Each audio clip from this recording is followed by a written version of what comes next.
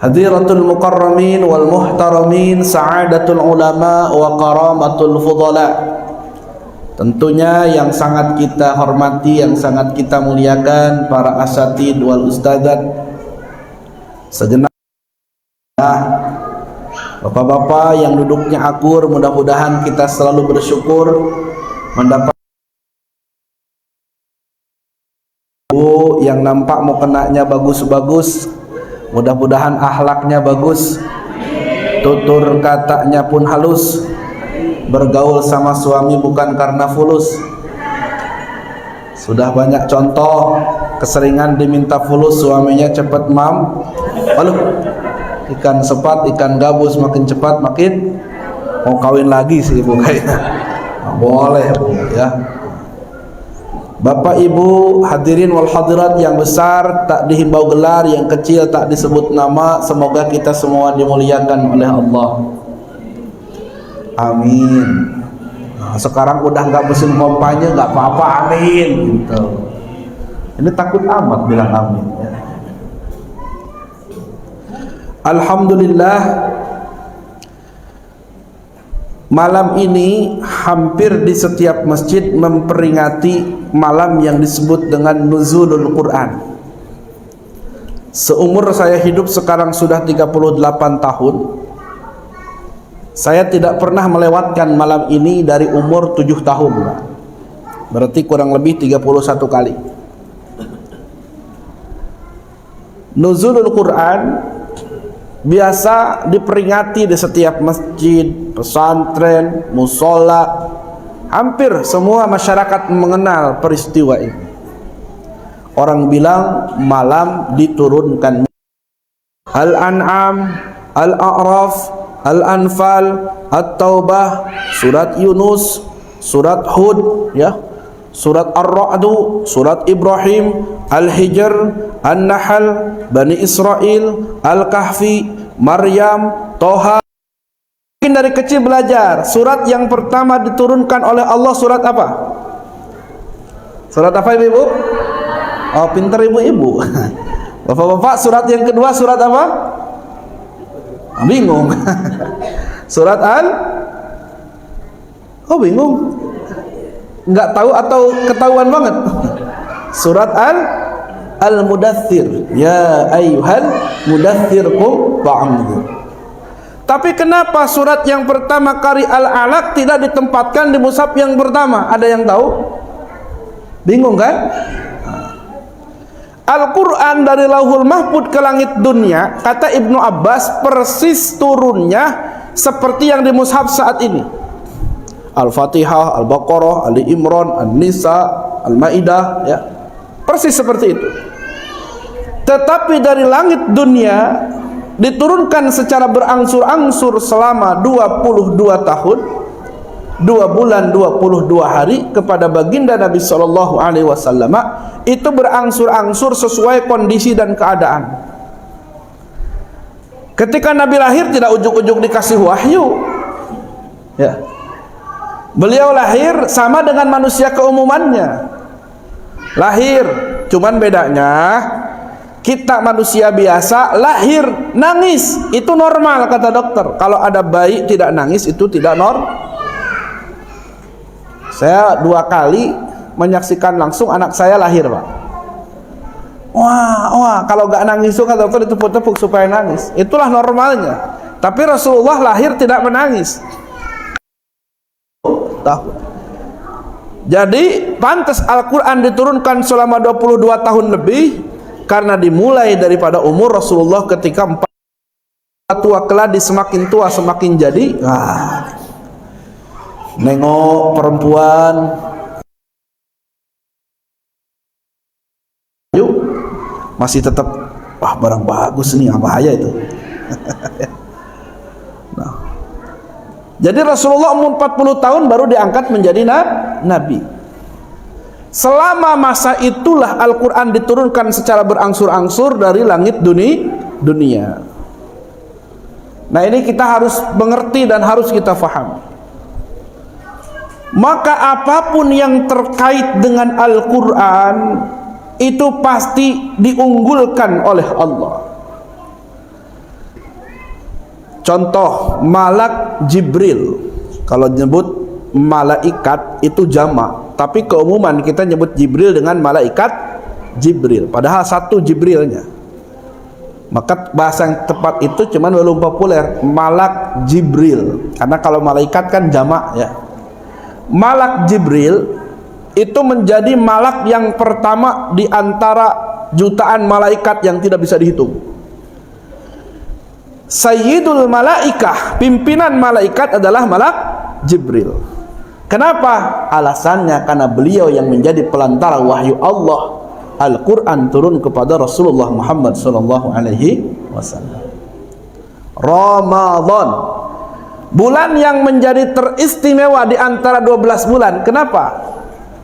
Karena pada bulan inilah pertama kali Al-Quran diturunkan.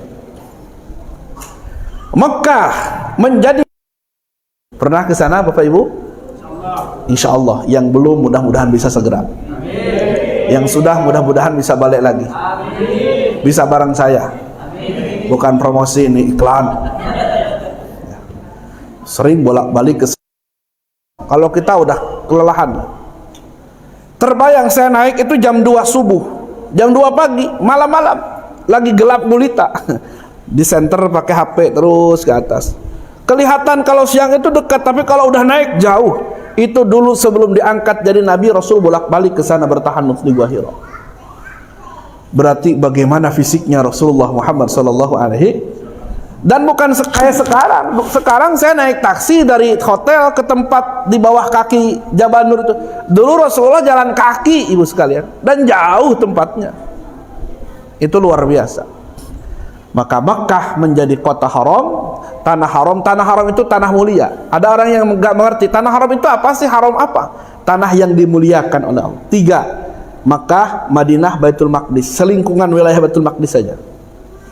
Makkah menjadi tanah haram, haram melakukan kemaksiatan, haram melakukan larangan-larangan yang dilanggar, yang dilarang oleh Allah Subhanahu wa taala. Maka haram Dajjal masuk ke sana.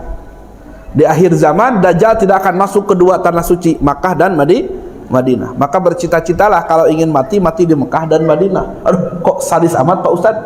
Benar. Silahkan. Saya bercita-cita kalau meninggal di sana. Ya, tanah suci Makkah atau Madinah. Orang Batam ada yang meninggal di sana. Ada dulu almarhum Pak Haji Rajali Jaya, pernah menjadi ketua Kakanwil Departemen Agama Provinsi Kepulauan Riau. Dikuburkan di sana, barokah. Itu alasannya Mekah menjadi tanah haram, karena Al-Quran diturunkan di sana. Maka kalau kita ingin menjadi manusia yang barokah, maka senantiasalah hidup kita senantiasa mengikuti petunjuk Al-Quran. Itu satu ya. Kalau ingin barokah, senantiasalah hidup berdasarkan petunjuk Al-Quran. Insya Allah Pak, orang yang hidupnya dengan Al-Quran barokah. Barokah itu apa Pak Ustadz? Kata Imam Ghazali, ziyadatul khair, bertambah-tambah kebaikan. Masalah suami istri berantem terus, anak-anak gak mau sholat, banyakan baca surat Al-Baqarah sekali duduk. Baca surat Al-Baqarah sekali duduk itu bisa mengusir jin, setan. Ini maksudnya jin bangsa setan ya, setan bangsa jin. 3 hari gak mau ke rumah kita Pak, tapi memang godaannya banyak. Coba baca surat Al-Baqarah sekali duduk. Awal-awal semangat, masuk juz 2 ngantuk lah. Kalau gak ngantuk ada aja pokoknya, kalau gak kuat-kuat amat ya, macam-macam godaannya. Nah tapi kalau udah mau masuk juz 3 ada mulai tuh. Kalau orang-orang gak istiqomah amat susah. Maka baca surat Al-Baqarah. Kalau sudah 3 hari balik lagi Pak Ustadz, balik lagi. Makanya harus sering-sering baca Quran. Barokah, rumah tangga barokah, anak-anak barokah, rezeki insya Allah barokah. Sering-sering baca Quran surat Ar-Rahman dan Al-Waqi'ah, fahuwa suratul ghina, dia surat kaya. Pak Ustadz, saya saban hari baca surat Waqi'ah, tapi hidup saya gini-gini saja. Gini-gini saja gimana Bu? Orang lain sudah punya mobil, saya motor butut terus. Alhamdulillah. Ibu masih punya mata? Masih Pak Ustadz. Coba ada orang mau ngambil mata ibu didonorkan, dikasih 2 miliar, mau nggak? Nggak mau katanya. Mau nggak mata kita ditukar sama duit 2 miliar? Nggak mau. Betul? Sekalipun mungkin dilihat dunianya biasa saja, tetapi Allah ganti dengan kenikmatan hidup. Yang kedua, Al-Quran adalah bacaan satu-satunya yang ketika kita tidak faham artinya pun tetap dapat pahala. Satu huruf kita baca Al-Quran, satu hurufnya Allah balas berapa? 100 kebaikan. 100 kebaikan. Kata siapa Pak Ustaz? Sayyidina Ali karramallahu wajhah. Barang siapa membaca Quran, dia dalam solatnya duduk. Ada kalanya solat duduk, tidak berdiri. Wudur Pak Ustaz? Bukan. Solat sunnah itu boleh sambil duduk. Bapak kalau memang mau banyak solat sunat, mau solat sunnah mutlak, gak kuat berdiri, duduk saja, tidak masalah. Karena dalam solat sunat berdiri tidak menjadi rukun. Rukun berdiri itu kalau dalam solat wajib. Ini harus dipahami ya. Rukun solat disebut al-qiyam itu dalam solat wajib. Dalam solat sunat tidak masuk rukun. Maka boleh solat sambil duduk. Barang siapa yang solat sambil duduk baca Quran, setiap huruf yang Quran yang dia baca bernilai 50 kebaikan. Barang siapa yang baca Al-Quran punya wudu tapi tidak sholat, ya mau tadarus, maka setiap satu hurufnya bernilai 25 kebaikan. Barang siapa baca Quran tidak punya wudu, ya, tapi dia baca Quran, boleh. Misalkan dia hafal Quran asal tidak memegang mushaf. Bismillahirrahmanirrahim. Tabarakalladzi biyadihil mulku wa huwa ala kulli syai'in qadir. Setiap satu hurufnya bernilai 10 kebaikan. Untung tidak? Untung. Baca Quran itu sekalipun kita tidak faham arti, ulang-ulang tidak akan bosan. Kalau lagu ada kala bosannya. Dulu tahun 2004 ada lagu populer, bila yang kau tulis untuk yang tertulis abadi sebagai kenangan yang tukang nyanyi semua. Ya betul kan? Populer, lama kelamaan bosan, betul gak? Di radio aku dengar lagu, ibu-ibu hafal semua, bosan juga. Atau yang populer sekarang, dawai yang telah lama ku petik sumbang, terdengar lirih memeki. Terus doa yang telah ku ucap surga. Hafal bener ibu, mau tukang nyanyi semua. Lama kelamaan bosen Pak, betul? Ada masanya, tapi Quran dari masa ke masa mana ada bosennya. Mau pakai lagu Bayati seperti Ustadz Rafi, Bismillahirrahmanirrahim, Alhamdulillahi Rabbil Alamin. Saya mau yang lain Pak Ustadz, Bismillahirrahmanirrahim, Yasin wal Qur'anil Hakim, innaka lamina. Min tarawih pakai nada Bayati kayak tadi, Bismillahirrahmanirrahim. Ibu-ibu langsung bengong, alamat lama ini tarawih. Mentang kori dia Pak. Pindah dia ke masjid sebelah. Rupanya Ustadz Rafi kira ngimamin di sana. Alamak, jumpa lagi katanya. Itu Ustadz Rafi katanya ngimamin pula di sini. Kedengaran. Aduh, imam ini aku gak maulah di sini. Ustadz Rafi juga manusia. Kata Ustadz Rafi, awas ku balas dendam. Pokoknya Ustadz Rafi baca Fatihahnya satu nafas kayak tadi kan. Bismillahirrahmanirrahim. Alhamdulillahi rabbil alamin arrahmanir rahim maliki yaumiddin iyyaka na'budu wa iyyaka nasta'in. Anak-anak senang. Terus gaspir, terus. Anak-anak keasikan semangat baca Fatihah satu napas lupa baca surat. Bismillahirrahmanirrahim. Apa ya?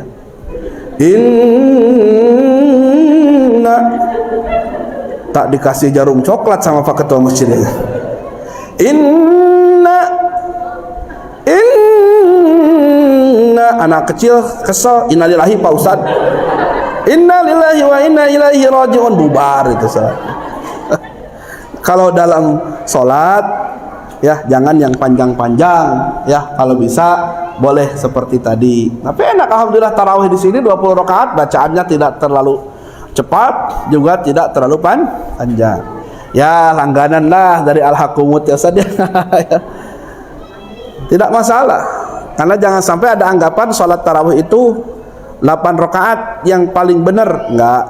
Di Mekah dulu kan oleh Imam Sudes supaya kenapa tidak 8, jangan beranggapan tarawih itu 8 rakaat. Mau 10 silahkan, mau 12 silahkan, mau 14 silahkan. Ya, mau 8 juga boleh. Cuman jangan merasa cukup. Karena sholat sunnah ini semakin banyak semakin bagus ya hanya 1000 rakaat, maka kita tambah. Itu hebat Pak. Datang ke Batam ada yang 20 minta 8 rakaat, minta didiskon. Udah 1 rakaat 1 ditambah didiskon. Boleh silahkan, 8, 10, 12 silahkan. Nah itu baca Quran. Quran itu satu bacaan yang ketika kita baca nggak ada bosannya. Apalagi dengar para imam kalau baca Quran, Ustaz Rafi itu enak. Kalian kenal beliau itu tukang sholawat ya, enak. Nggak akan terasa ayat yang panjang pun. Cuman jangan dicoba Ustaz. Nanti jamaah udah mau sedikit pada bubar pula ya. Nah yang keempat, Al-Quran yang kita baca sesuai dengan firman Allah.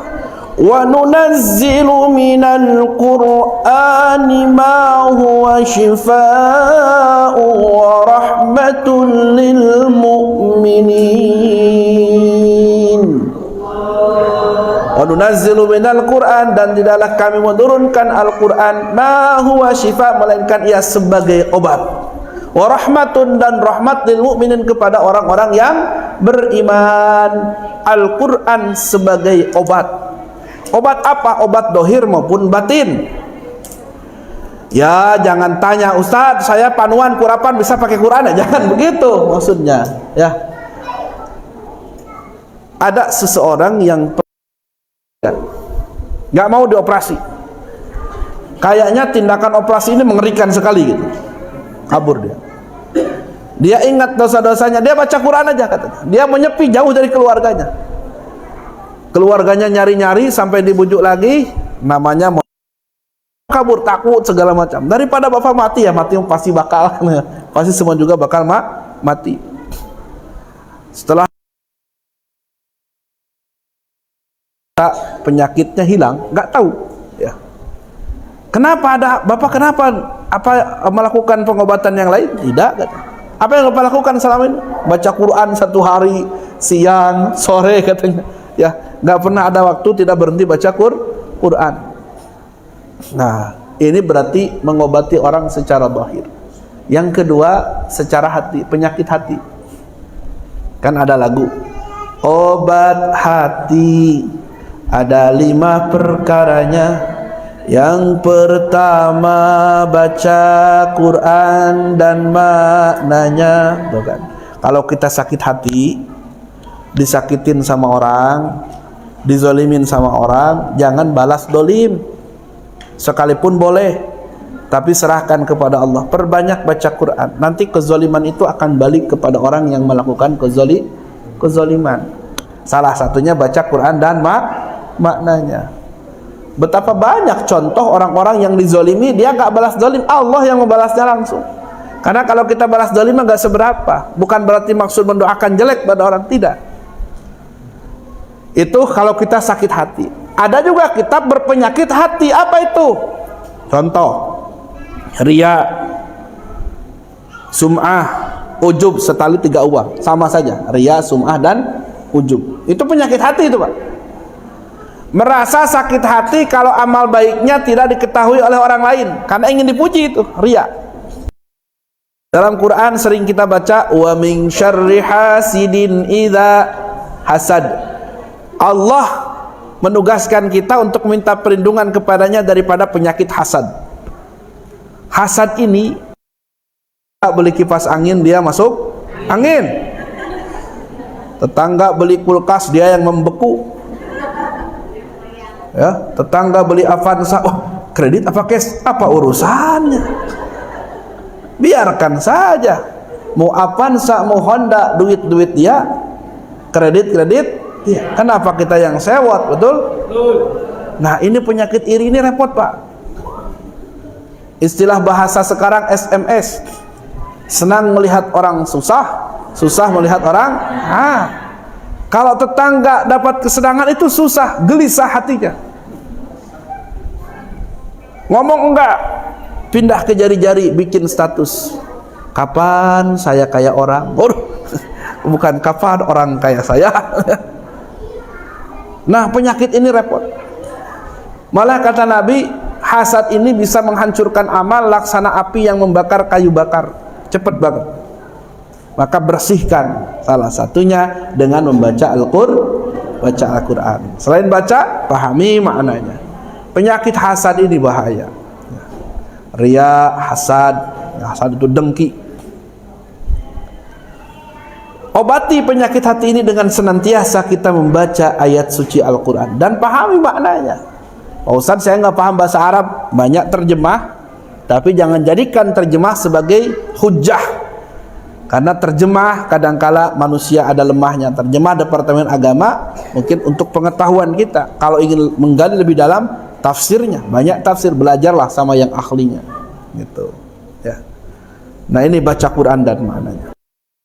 Mati itu belum ada apa-apanya dibandingkan dengan Al-Quran. Ada Nabi Musa yang bisa membelah lautan, belum apa-apanya dibandingkan dengan mukjizat Al-Quran. 124.000. Rasul ada 313. Jadi Nabi diberi paling besar, yang terbesar adalah Al-Quran. Maka kita jangan sia-siakan mukjizat ini, dan Allah turunkan kepada Rasulullah Muhammad SAW, dan kita dijadikan umat beliau. Alhamdulillah. Umat terdahulu ngiri. Malah Nabi Musa, kalau mau saya minta pilihan sama Allah, saya mau jadi umat Nabi Muhammad saja. Ya. Saking besarnya keistimewaan yang dimiliki oleh umatnya Nabi Muhammad. Maka Al-Quran yang kita baca saat ini, ya, maka mari kita amalkan. Paling tidak bacanya dulu dengan baik. Ya. Jadikan anak-anak kita orang-orang yang gemar membaca Al-Quran. Akhir-akhir ini Batam terasa panas, Bapak Ibu. Bisa 32 sampai 33 derajat. Panasnya Batam ditambah dengan tidak turun hujan, udah tanahnya boksit, tambah pembangunan jalan di mana-mana, hutan banyak digunduli, tambah panas. Tapi sepanas-panasnya Batam, kita masih bisa berteduh. Ada rumah, ada masjid adem begini, ada pohon tempat bernaung. Di dunia, di akhirat, matahari 7 di atas kepala. Dalam kitab Daqaiqul Ahbar disebutkan, ada orang bisa berenang dalam keringatnya, Bapak Ibu sekalian. Saking sangat luar biasa panas. Perlindungan Allah hanya 7 orang, kata Nabi. Sab'atun yudilluhumullahu ta'ala yawma la dhilla illa dhilluh. Ada 7 golongan orang yang akan mendapatkan naungan Allah di hari tidak ada naungan selain naungannya. Imamun adilun, yang pertama adalah pemimpin yang adil. Bersyukur Masjid Al-Amin hidup makmur dengan pengajian.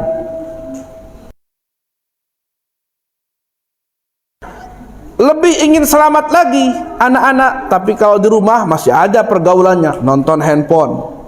Anak-anak sekarang kan hiburannya handphone, betul? Bukan hanya anak-anak umur 7-8 tahun, anak-anak umur 30-40 tahun juga sama. Nenek-nenek juga sama kan? Yang lebih khawatir trek-trekan motor. Berapa catatan anak-anak kecil tabrakan di jalan, almarhum orang tua yang kasihan. Kenapa kasihan? Ya dia sudah membesarkan susah payah, tapi salah juga kenapa dikasih motor. Maka tempat teraman bagi mereka, titipkan mereka di pondok-pondok pesantren.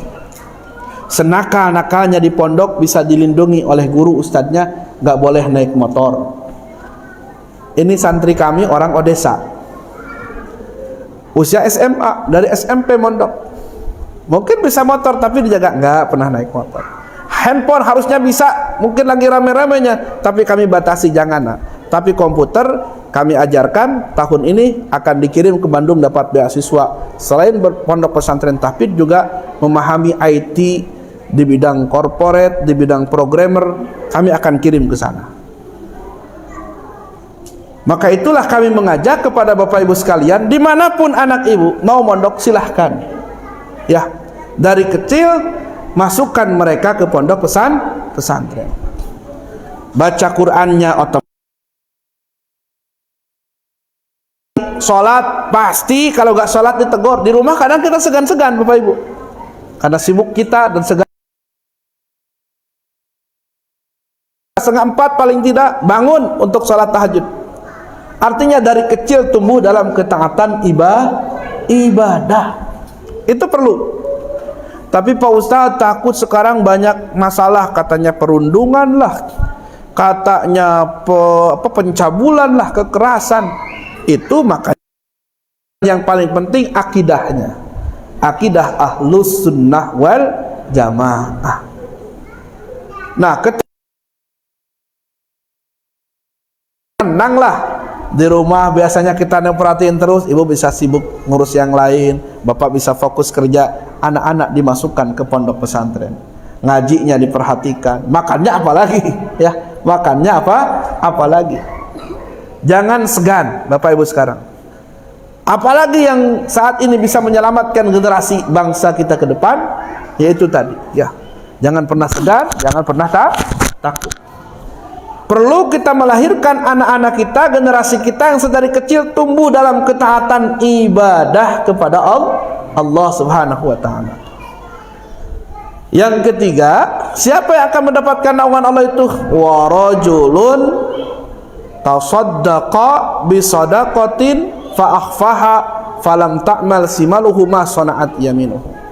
Seseorang yang dengan sedekahnya orang lain enggak tahu. Jangankan orang lain, tangan kirinya nggak tahu apa yang diberikan oleh tangan kanannya. Loh. Orang yang sodakoh ikhlas. Apa nggak boleh sodakoh dipublikasikan Pak Ustadz? Boleh, dengan niat syiar. Tapi tetap lebih besar pahala sodakoh yang sembunyi-sembunyi. Umpamanya Pak RT sodakoh 1 juta. Pengurus, saya niat sedekah 1 juta, umumkan supaya yang lain termotivasi. Mudah-mudahan dengan saya 1 juta, Pak RW bisa 2 juta. Ingin dipuji. Tapi Pak RT diam-diam sedekah 2 juta juga, nggak diketahui oleh orang lain. Pahala sedekah 2 juta itu pahalanya 70 kali lipat dibanding dengan sedekah yang terang-terangan tadi. Nah, perlu. Insya Allah di hadapan Allah gak akan hilang. Amin. Itu yang penting, ya. Warajul. Yang keempat, laki-laki yang mengingat Allah, laki-laki atau perempuan yang mengingat Allah dalam keadaan sendiri sampai jatuh air matanya karena takut kepada Allah. Orang-orang yang rajin zikir, itulah yang akan mendapatkan naungan Allah. Subhanallah walhamdulillah wa la ilaha illallah wallahu akbar. Subhanallah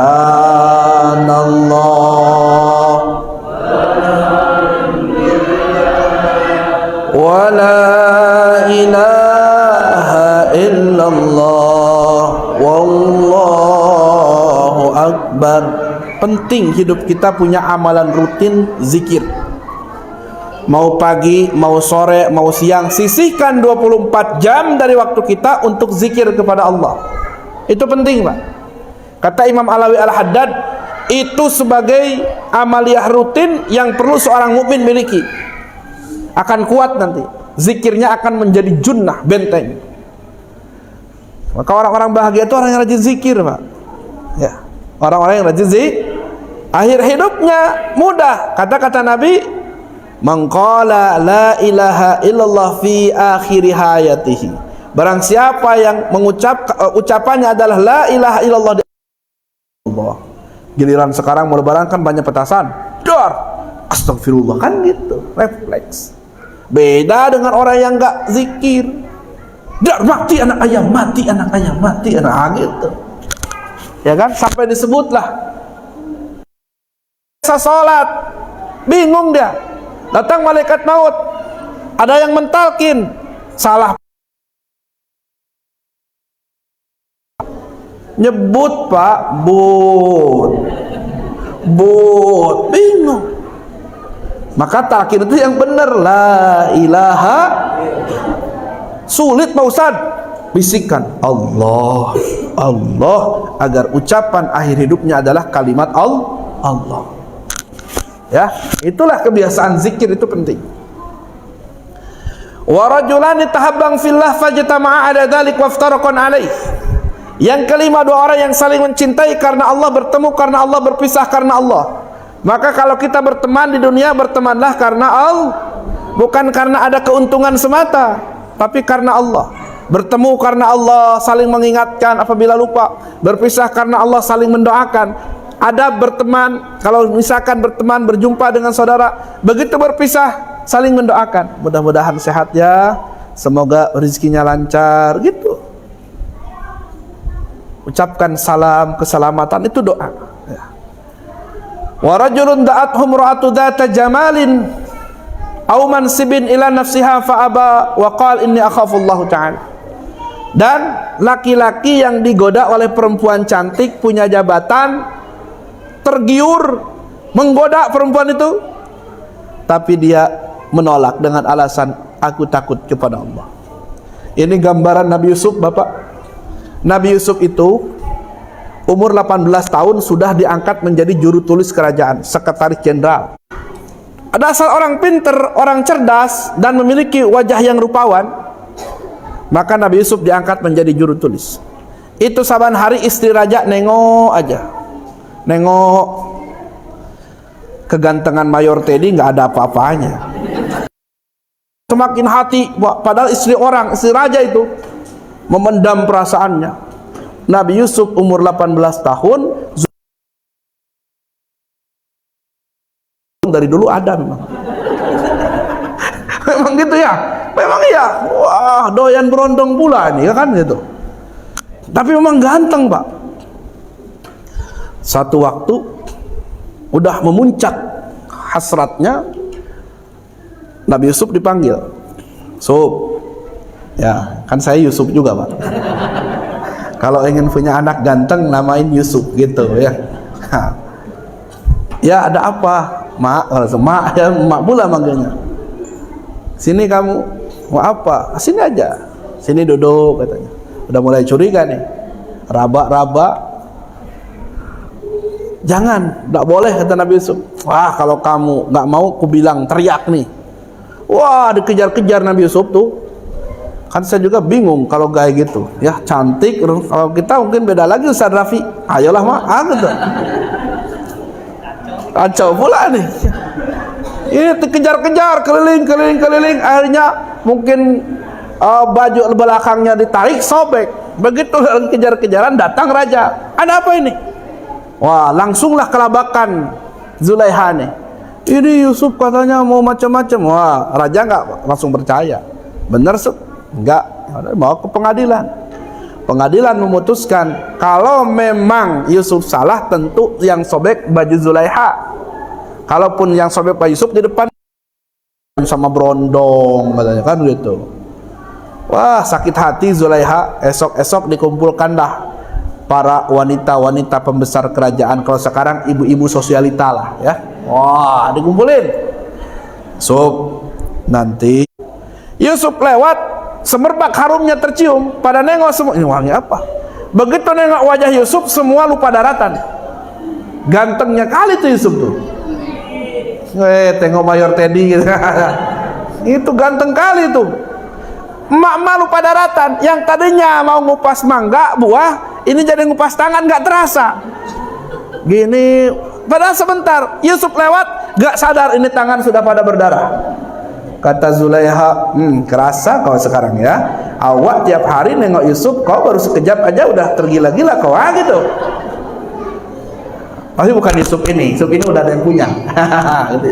Allah karim. Tuh ibu, ya bapak-bapak harus menjadi laki-laki yang tangguh. Digoda perempuan cantik tidak tergoda. Ini gimana? Baru ada WhatsApp tiba-tiba, halo, tengok profilnya agak semok sedikit. Wah, ya banding langsung, bahaya itu. Sampai terjadilah sekarang penipuan, betul nggak? Penipuan banyak gara-gara masuk WhatsApp. Tidak hanya bapak-bapak, ustadz aja nengok perempuan gitu, wah, dilayani chatnya, bahaya nanti ya. Maka hati-hati. Yang sudah punya istri, fokuslah sama istrinya, betul bu? Yang sudah punya suami, setialah sama suami. Jangan tergoda sana sini. Tapi kalau bapak mau nambah, silahkan. Nambah mobil, nambah istri, ibu. Tapi kalau mau Pak Ustadz dan adil, dan saya punya harta, ya silahkan kalau mau. Tapi resiko tanggung sendiri gitu. Nah, ya. Terakhir, wa rajulun qalbuhu muta'allaqun fil masajid. Allah kelak di hari kiamat adalah laki-laki yang hatinya selalu terpaut kepada masjid. Dimanapun dia berada senantiasa ingat masjid. Orang beriman itu di masjid seperti ikan di dalam kolam. Bila ingin itu ya. Bagaimana ikan dalam kolam? Tenang, betah, betul nggak? Orang mukmin di masjid itu betah, tenang. Keluar pun ingat kepada masjid. Tapi orang munafik masuk dalam masjid seperti ikan yang dikeluarkan dari kolam. Krepek, krepek, krepek, krepek. Padahal masjid sudah dipakai AC. Dulu enak kayaknya kalau Al-Amin pakai AC, betah di masjid. Udah pakai AC kok makin sedikit jamaah pada kemana? Kedinginan Pak Ustadz. Aduh ini. Orang mukmin itu harus seperti ikan dalam kolam di masjid tuh, ya. Harus seperti ikan di dalam kolam. Tenang di masjid. Ini mah aduh ke masjid kalau dia udah mati. Orang lain di belakang, dia paling depan. Kata Karafet, kemana aja om ya. Orang lain berdiri, dia tidur. Jangan sampai seperti ini ya. Jadilah mukmin yang hatinya selalu terpaut kepada Alhamdulillahirabbil alamin. Insyaallah jamaah Masjid Al-Amin orang-orang ahli masjid. Insyaallah. Ini kita doakan. Ustadz Jamil lagi sakit katanya. Mudah-mudahan kita doakan semoga doa kita diijabah oleh Allah, beliau segera disehatkan. Karena penyakit itu datang tiba-tiba, tidak ada yang tahu. Dan kita mudah-mudahan disehatkan oleh Allah. Memang nikmat sehat itu luar biasa utama ya. Apapun kita kalau sehat bisa beraktivitas. Sebanyak apapun harta kalau sakit, aduh, menderita. Maka kita minta kepada Allah agar beliau disehatkan seperti sedia kala. Ala hadhihi niyah wa likulli niyatin salihah ila hadratin Nabi Mustafa Nabi Muhammad sallallahu alaihi wasallam. Al-Fatihah. Bismillahirrahmanirrahim. Alhamdulillahirabbil alamin arrahmanir rahim maliki yaumiddin iyyaka na'budu wa iyyaka nasta'in. Ihdinas siratal mustaqim siratal ladzina an'amta 'alaihim ghairil maghdubi 'alaihim waladdallin. Demikian yang kami sampaikan karena besok harus bangun malam, harus bangun untuk sahur, untuk tahajud. Mohon maaf atas segala kehilapan. Intinya terakhir kami mengajak Bapak Ibu